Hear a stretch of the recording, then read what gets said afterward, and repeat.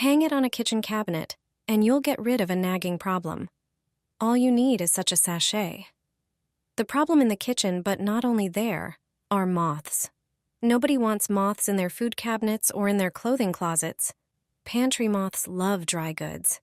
If they get into them, flour, grains, or other products are immediately thrown away. The same can happen with clothes. To prevent moths from nesting, you need to protect your cabinets with such sachets. Start by preparing 1 orange and 1 lemon. Take a regular vegetable grater and grate their peels, both from the orange and the lemon.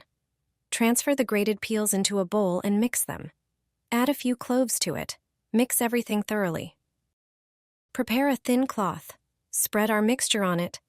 Fold it at the corners and tie it with a rubber band.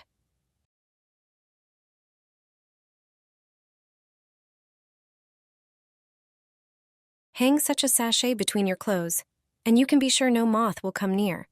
You can also put all the ingredients into such a sachet.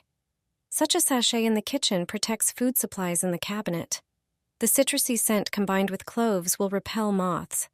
This beautifully scented blend will be unbearable for persistent insects. Thanks to this simple trick, you can enjoy a clean and moth-free home.